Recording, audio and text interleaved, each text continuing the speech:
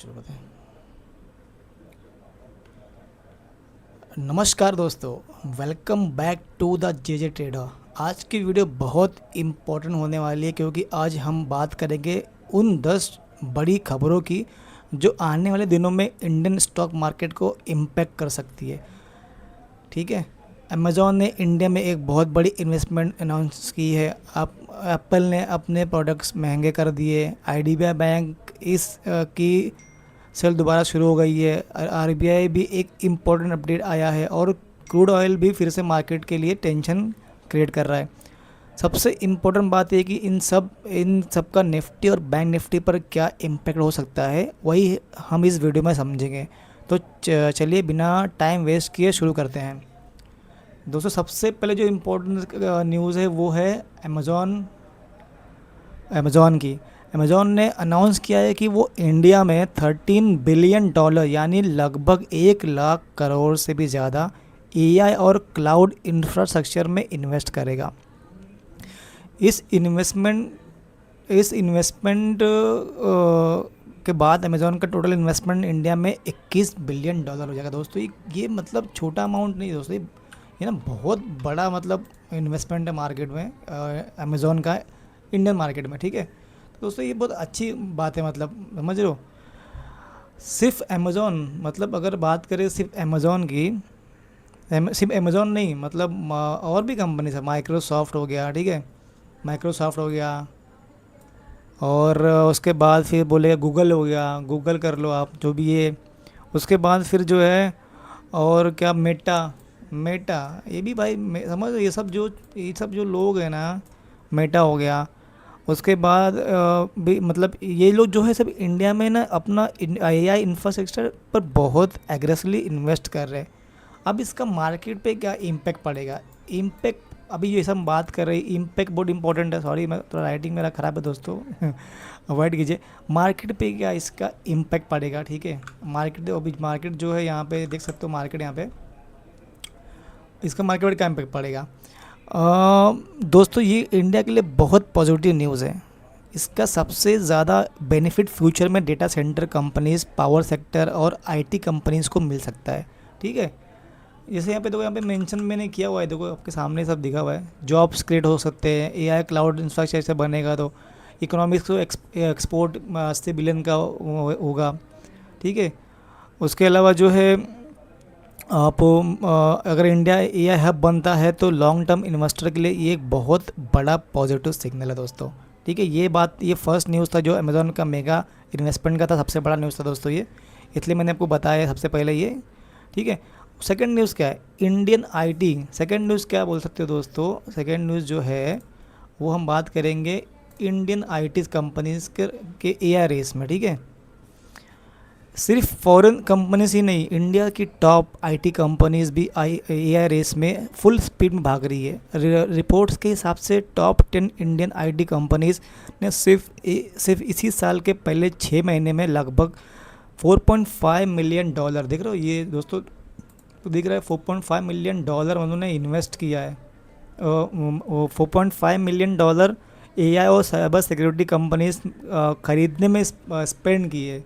ठीक है। एआई और साइबर सिक्योरिटी कंपनीज खरीदने में उन्होंने इन्वेस्ट किया दोस्तों। ठीक है। अब इसका मार्केट पे क्या इम्पैक्ट पड़ेगा, ये भी तो इम्पोर्टेंट है। मार्केट में पड़ेगी, देखो दोस्तों, पहला इम्पैक्ट क्या पड़ेगा कि इसका मतलब सिंपल है कि इंडियन आईटी कंपनीज फ्यूचर की तैयारी कर रही है। अगर एआई डिमांड बढ़ती है तो आईटी सेक्टर को लॉन्ग टर्म सपोर्ट मिल सकता है दोस्तों। ठीक है। तो ये कोई इंडियन कंपनीज फ्यूचर की तैयारी कर रही है, एआई डिमांड बढ़ सकती है। ठीक है। लॉन्ग टाइम में का सपोर्ट मिल सकता है। ठीक है, मार्केट को। ठीक है। ये है दूसरा न्यूज़, तो बड़ा न्यूज़ था दोस्तों ये। ठीक है, ये हो गया। अब इसके बाद जो तीसरा न्यूज़ है मार्केट के लिए, वो है आईडीबीआई बैंक डील दोस्तों। अब बात करते हैं, गवर्नमेंट ने आईडीबीआई बैंक को बेचने का प्रोसेस फिर से शुरू कर दिया है, देख रहे हो ये। अब इसमें क्या है कि एक फ्रेश बिड भी आ सकती है। अगर ये डील कंप्लीट होती है तो गवर्नमेंट और एलआईसी को अच्छा पैसा मिलेगा।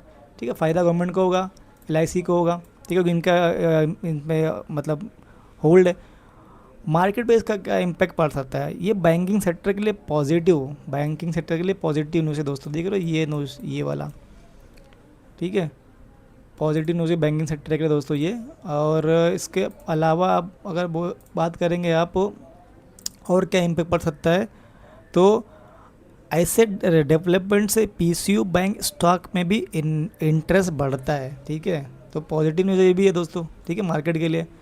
ये हो गया थर्ड पॉजिटिव न्यूज़। आप बात करते हैं चौथी न्यूज़ के बारे में। चौथा न्यूज़ क्या है, फोर्थ न्यूज़ है एप्पल प्रोडक्ट जो महंगे हो रहे हैं।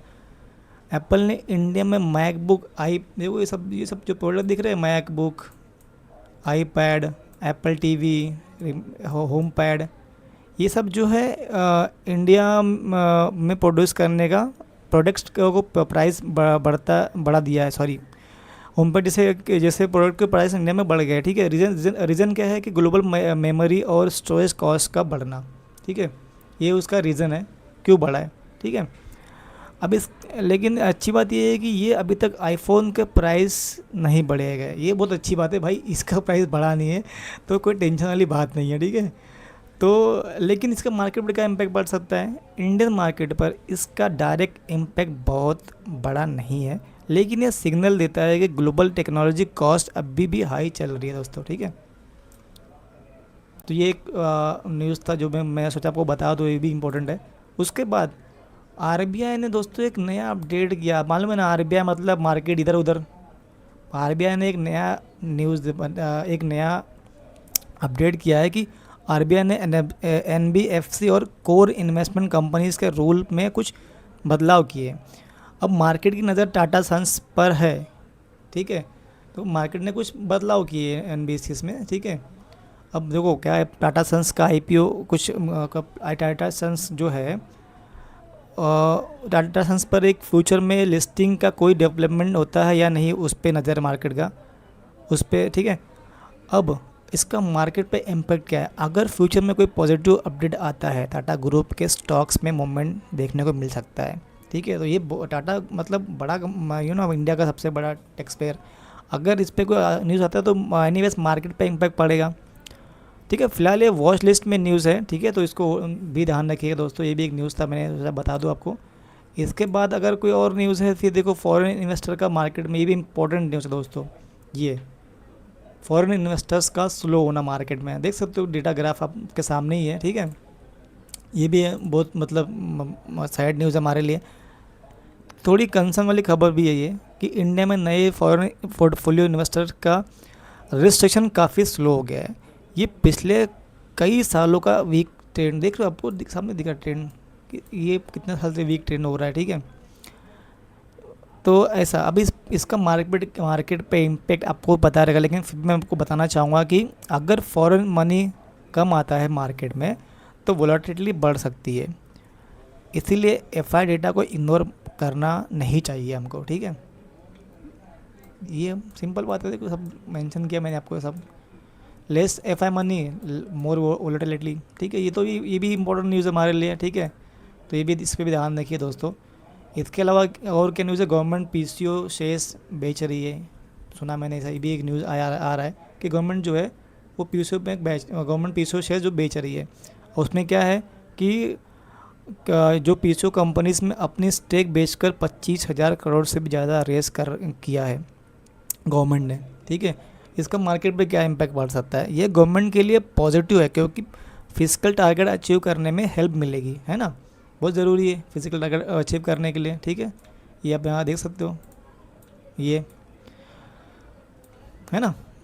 तो ये है, ये इम्पैक्ट मिल सकता है, लेकिन जिस पीसीयू में ओएफएस आता है उस स्टॉक में शॉर्ट टर्म प्रेशर भी देखने को मिल सकता है, जैसे हमने आईआरएफसी में देखा, ठीक है। अभी देखो ये टॉप पीसीयू स्टेक सेल्स जो है, जो मतलब गवर्नमेंट जो प्लान कर रही है, देखो यहाँ पर देख सकते हो, ऐसा है। तो अभी ये जो एक मतलब इम्पैक्ट देखने को मिल सकता है मार्केट में, ठीक है। तो ये भी एक न्यूज़ था दोस्तों। उसके बाद जो है अगला जो न्यूज़ है वो है क्रूड ऑयल पर फिर टेंशन बन गया दोस्तों, ठीक है। अब इंडिया का क्रूड ऑयल इंपोर्ट बिल लगभग 70% तक बढ़ गया है। 70% मतलब दोस्तों बहुत बड़ा, ठीक है। ये छोटा मतलब ये नहीं है, बहुत बड़ा है। रीज़न है इंटरनेशनल क्रूड ऑयल प्राइसेस का हाई रहना, है ना। इससे क्या हो सकता है इम्पैक्ट, बताता हूँ मैं आपको। मंडे पे भी इसका, तो मंडे को क्रूड ऑयल की मूवमेंट ज़रूर है देखना, ठीक है। इसका इम्पैक्ट मार्केट पे क्या हो सकता है कि पहला, अगर क्रूड ऑयल बढ़ता है तो इन्फ्लेशन बढ़ सकती है दोस्तों। इन्फ्लेशन मतलब मार्केट को खतरा, ठीक है। रुपए पे प्रेशर आ सकता है, ये भी बैड न्यूज़ हमारे लिए है।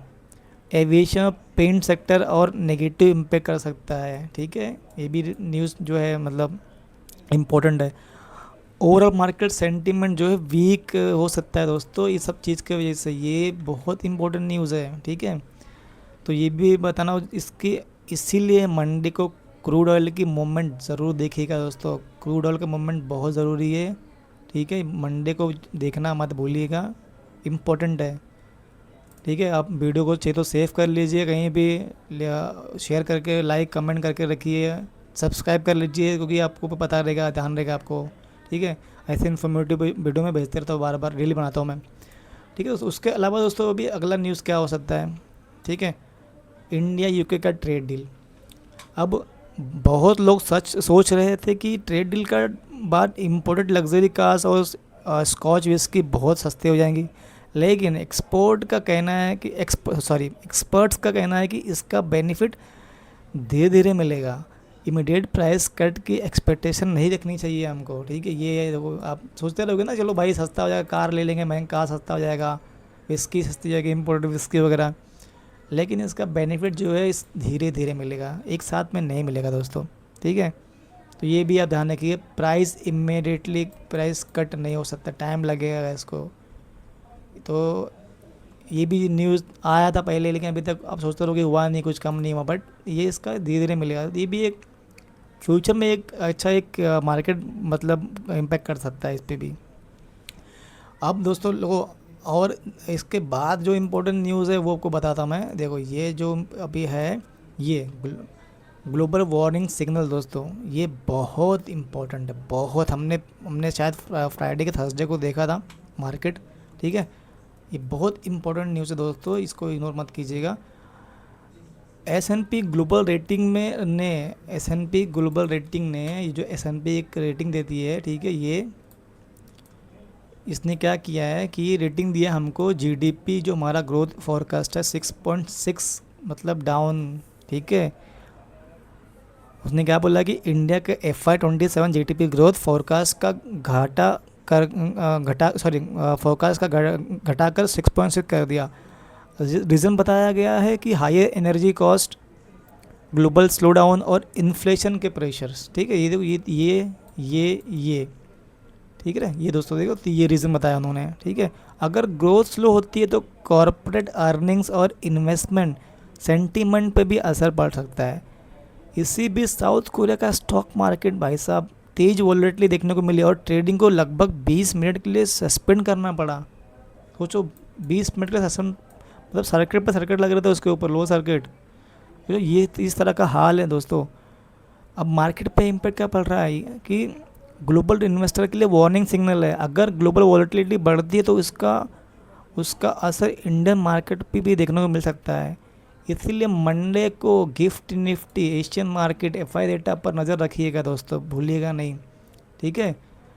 इसके अलावा अब देखो, अब क्या मेरा फाइनल मार्केट रिव्यू क्या है दोस्तों, ये देख सकते हो। ये भी एक इम्पोर्टेंट चीज़ है, देखो ये क्या है, ये है डेटा। क्या क्या डेटा है, ये ग्लोबल इम्पैक्ट इंसेक्ट का डेटा है। देखो देखो, ये यूएस मार्केट जो क्लोज हुआ, लाल लाल निशान में क्लोज हुआ। यूरोपियन मार्केट थोड़ा ग्रीन था, ठीक है। लेकिन अब एशियन मार्केट को देखेंगे दोस्तों तो आपको समझ में आएगा एशियन मार्केट का इशू क्या है। गिफ्ट निफ्टी 158 पॉइंट दिखा रहा है अभी जब मैं वीडियो बना रहा हूँ, अभी दोपहर को, सैटरडे। जापान का मार्केट देखो, ये भी रेड। ये देखो हैंगसेंग का मार्केट, बाप रे। ताइवान का देखो 1600 1800। ये कोरिया का मार्केट है, सब के सब लाल है दोस्तों, सब।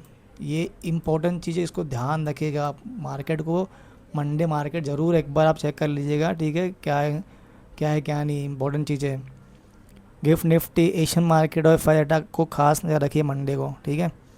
अब अब क्या दोस्तों, फाइनल क्या हो सकता है कि अब जो है ये सब ओवरऑल देखो, मैंने आपको बता दिया, सारे न्यूज़ मैंने बता दिया, top 10 top 9 news, top 10 news थे, मैंने आपको बता दिया, ठीक है। अब अगर आज के सारी न्यूज़ को एक साथ देखा जाए तो सबसे पॉजिटिव न्यूज़ है अमेज़ॉन और एआई इन्वेस्टमेंट, और सबसे बड़ा कंसर्न, ये सबसे बड़ा ये पॉजिटिव न्यूज़ है दोस्तों ये। और सबसे बड़ा कंसर्न क्या है? Crude oil. कहाँ है क्रूड ऑयल? इधर देखो, इधर ये दोस्तों, ये फॉरेन इन्वेस्टमेंट और स्लो, और फॉरेन इन्वेस्टमेंट का स्लो होना, ये है 1, 6 और 8, ये तीनों दोस्तों बहुत इंपॉर्टेंट न्यूज़ है दोस्तों। अगर मार्केट ने इन दोनों फैक्टर के बीच बैलेंस बनाने की कोशिश करेगा, मतलब ये गुड न्यूज़ है, और ये दोनों बैड न्यूज़ हो सकता है ना। 6, फॉरेन इन्वेस्टर का कम होना, फॉरेन इन्वेस्टर का स्लो होना, क्रूड ऑयल में टेंशन बनना, और अमेज़ॉन का मेगा इन्वेस्टमेंट, दोनों में मतलब ये हो सकता है ना, बैलेंस बनाने के चक्कर में मार्केट कंफ्यूज हो जाएगा। इसलिए मंडे को मार्केट ओपन होते ही बिना कंफर्मेशन के ट्रेड लेने की जगह पिछले प्राइस एक्शन और ग्लोबल क्यूज को ऑब्जर्व करिए। चार्ट चार्ट ही फाइनल डिसीजन देगा, न्यूज़ सिर्फ डायरेक्शन का आइडिया देती है, ठीक है। अगर आपको लगता है, अगर आप फिर भी कंफ्यूज होंगे तो आप मेरे चैनल को फॉलो कर लीजिए, मैं एक वीडियो बना दूंगा आपको, उसके लिए शॉर्ट वीडियो बना दूंगा मॉर्निंग में, ठीक है। अब दोस्तों इम्पोर्टेंट चीज़ क्या है कि अगर आपको ऐसे डेली ग्लोबल मार्केट अपडेट्स और निफ्टी एनालिस्ट चाहिए तो चैनल को सब्सक्राइब जरूर कीजिए। मेरे चैनल का नाम है दी जे ट्रेडर। वीडियो पसंद आई तो लाइक करिए, अपना ट्रेडिंग फ्रेंड्स के साथ शेयर करिए, और कमेंट करके बताइए कि आपको मंडे के लिए मार्केट बुलिश लग रहा है या बेरिश। मिलते हैं नेक्स्ट वीडियो में। जय हिंद दोस्तों, happy trading, thank you so much.